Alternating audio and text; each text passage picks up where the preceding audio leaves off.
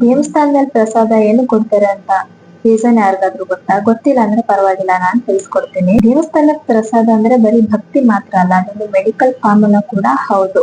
Medical perspective ಅಲ್ಲಿ ನೋಡೋದಾದ್ರೆ healthy, hygiene ಮತ್ತೆ ಸೈನ್ಸ್ ಕಾಂಬಿನೇಷನ್. ಇಂಡಿಯಾದ ಫೇಮಸ್ ಟೆಂಪಲ್ ಪ್ರಸಾದಗಳು ಏನ್ ಕೊಡ್ತಾರೆ ಮತ್ ಮೆಡಿಕಲ್ ಲಾಜಿಕ್ ಏನು ಅಂತ ನೋಡೋಣ. ತಿರುಪತಿಲಿ ಲಡ್ಡು ಕೊಡ್ತಾರೆ ಹೈ ಎನರ್ಜಿ ಬರ್ಲಿ ಅಂತ. ಯಾಕಂದ್ರೆ ಅವರು ಲಾಂಗ್ ಟೈಮ್ ಇಂದ ಕ್ಯೂ ಅಲ್ಲಿ ನಿಂತಿರ್ತಾರೆ ಅಲ್ವಾ, ತಿನ್ನೋದ್ರಿಂದ ಇನ್ಸ್ಟಾಂಟ್ ಎನರ್ಜಿ ಬರ್ಲಿ ಅಂತ. ಒಡಿಶಾದಲ್ಲಿರೋ ಜಗನ್ನಾಥ ಟೆಂಪಲ್ ಅಲ್ಲಿ ಸ್ಟೀಮ್ಡ್ ವೆಜಿಟೇಬಲ್ ರೈಸ್ ಕೊಡ್ತಾರೆ.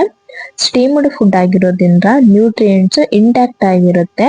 ಲಾರ್ಜ್ ಕ್ರೌಡ್ ಗೆ ಸೇಫ್ ಮತ್ತೆ ಲೈಟ್ ಡೈಜೆಷನ್ ಗೆ ಒಳ್ಳೇದು. ಕೇರಳದಲ್ಲಿರೋ ಶಬರಿಮಲೆಯಲ್ಲಿ ಅರವಣ ಪಾಯಸ ಮತ್ತೆ ಅಪ್ಪಂ ಅನ್ನೋ ಪ್ರಸಾದನ ಕೊಡ್ತಾರೆ. ಇದರಲ್ಲಿ ಇರೋ ಐರನ್ ಸೋರ್ಸ್ ತುಂಬಾ ಚೆನ್ನಾಗಿರುತ್ತೆ.